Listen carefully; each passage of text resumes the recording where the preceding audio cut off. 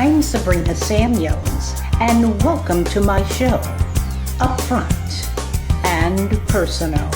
It's my intention to deliver information that will help us maintain a quality lifestyle in all aspects of our lives. So let's get started. Welcome back to another edition of the Sabrina Samuels Show with me, Sabrina Samuels. How does it make you feel when you fall in love? It makes you feel good to fall in love. Well, on this edition, we'll get up front and personal with an artist from Shaker Heights, Ohio, who's telling us to fall in art, an emotional connection. Meet Bonnie Venable when we return. Stay with us. Welcome to the Beckman Method. I'm Sabrina Samuels, and enhancing the lives of others has been my passion for over 35 years. Through interactive workshops and seminars, inspirational and motivational speaking, I help others to discover the hidden treasures, gifts, and talents within themselves. Take a look at our website and review our menu selection. Thank you.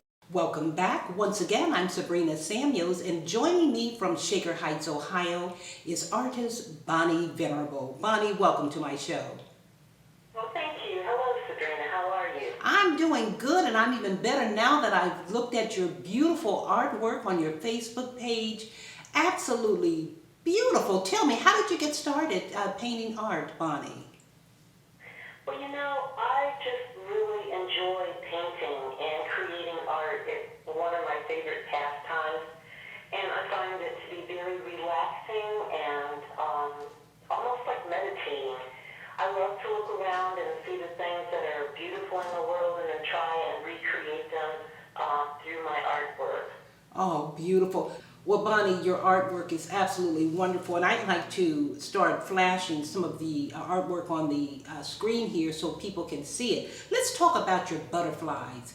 What gave you that feeling? Because it's a little bit of impressionistic, but it's abstract too. Tell us about the art form there. Butterflies, what I was trying to do, this was another experiment that I did, and what I did, I took wood tiles and I created layers upon layers of paint, different colors and so on, and some of it really heavy, and I allowed the paint to dry, sometimes up to a week in between. Really? And then I would put another layer of paint, and then I manipulated the paint by actually distressing it or sanding it, so it created a particular look, and it was almost like it was enameled. So it was one of my experiments, and I knew the feeling that I was trying to recreate. I didn't want it to look like a photograph. I wanted it to have more of an emotional feeling and an impression. So it does almost have a three-dimensional aspect to it, and it was a lot of fun creating it too. Now, I love these beautiful little clowns. It's just something. Some people are afraid of clowns, believe it or not, but these are friendly little clowns. It's like adorable little clowns. You could put it in a little kid's room or whatever. What gave you that moment of painting, that experience to do the clowns that way? I agree. Some people are afraid of clowns, and so I wanted to identify with the children and actually, almost simulate a birthday party, maybe some children dressed up for a birthday party with some silly little faces. And these are some that I did in watercolor, and the originals are about 5 by 7, and those are also available as prints. And so that was just an experiment with watercolor and doing it in a childlike manner that was very friendly and hopefully upbeat and, endearing. Oh, yeah. What is going on with the portraits? Talk to us, please. Okay, so the portraits, those are examples of some of the different types of paint that I use.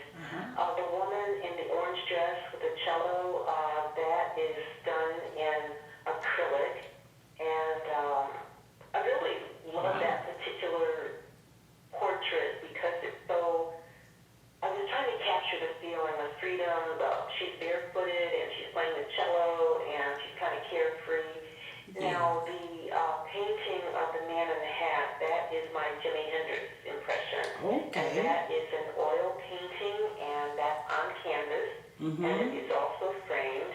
And then the little girl in the red dress, that is similar to the procedure that I use to create the butterflies, where it's actually on a piece of wood panel, and then the wood has been distressed to create a whole different, feeling and a unique image. And all of these are also available as print. Okay. So that's, yeah. And then I don't know if you looked at first I thought you were thinking about my faces, my painted faces. I was thinking about your faces, but I think I called it wrong. You see, I'm not an artist, so I messed up there. But I'm glad you explained.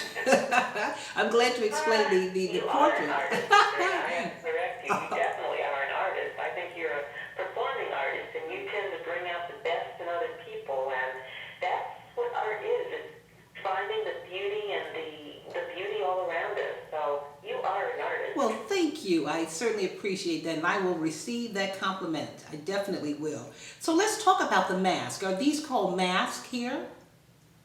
I call them painted faces. Painted faces, yes. There was a program that I saw, and it was based on a tribe in southern Ethiopia. Oh. It was the Ono tribe.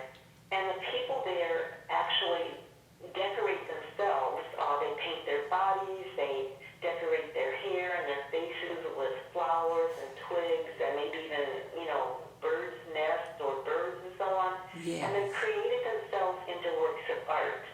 And to me, that was just so interesting.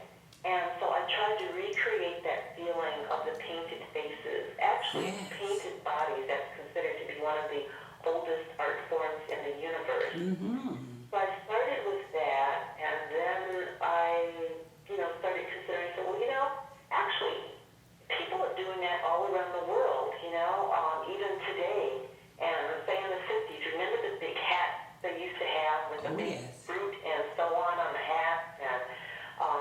And even today, brides and so on, they decorate themselves with flowers, and we decorate our clothing and so on with flowers. And so that feeling of taking something from nature and recreating it into our own life is still in existence. Oh, and the beautiful. purple one, I thought, well, I wonder if an extraterrestrial being, how would that person perhaps decorate themselves, carrying that whole theme one step further? And so I created the purple painted face, and I have a whole series of painted faces that I use. Now, what size do those come in? Because you really take them into another dimension as far as when a person looks at the painting. And I'm telling you, I'm looking at this on the internet, but I'm saying there's depth to it. How did you paint that? Is it watercolor, oil, acrylic? Those are actually three-dimensional. I used a mold, and I took different types of fabric. In some instances, I used burlap. In some instances, I used torn newspaper. I even created one with strips of silk, and I created a three-dimensional face, and then I took that face and I decorated it. I created the flowers. Sometimes I took branches or different things from nature and decorated them. So they are actually three-dimensional, and in some instances, I mount them in a shadow box. Okay. So that it is, can hang on the wall, or they can just hang as a mask. Art is good any place. You can display your artwork almost any place. And another thing I think is really, really important is to try and collect original art. Get to know some of the artists in your area, buy some artists and develop a relationship with them. There was a story about a couple in New York City, Kurt and Dorothy Vogel.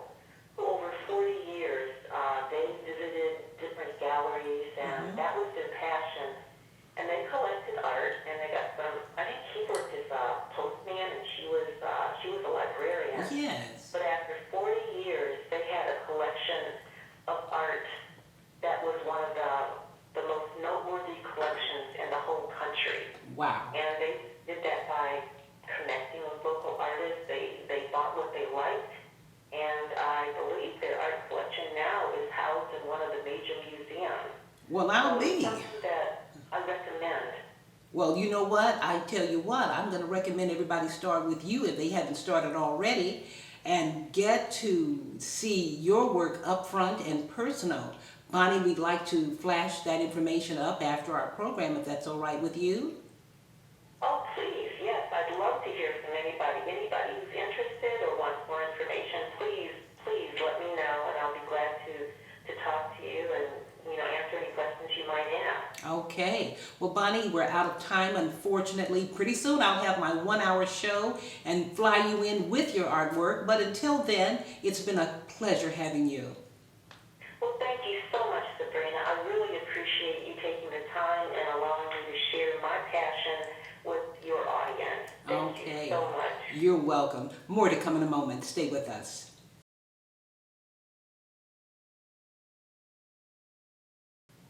Well, I hope you've enjoyed this edition of the Sabrina Samuels Show with Bonnie Venable and her beautiful art. She's an outstanding artist, and I'm so excited to put some beautiful pieces of her art in our home.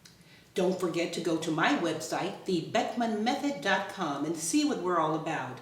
I'm doing workshops, seminars. I fly all over the country now doing motivational speaking. Whatever your desire, go to my website and see the topics that we speak on, or you can customize a topic to your desire. We're also doing phone consultations for those of you who live outside of the Orlando, Florida area, and we do private as well as small groups and organizations. Please take a look.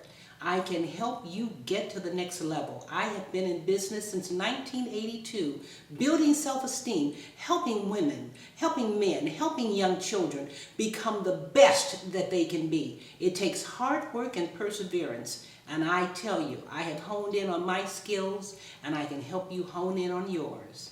Until we see each other again, remember divine order at all times. Know that you are a winner and you can and will succeed with hard work and perseverance. We'll see each other at the top. See you next time.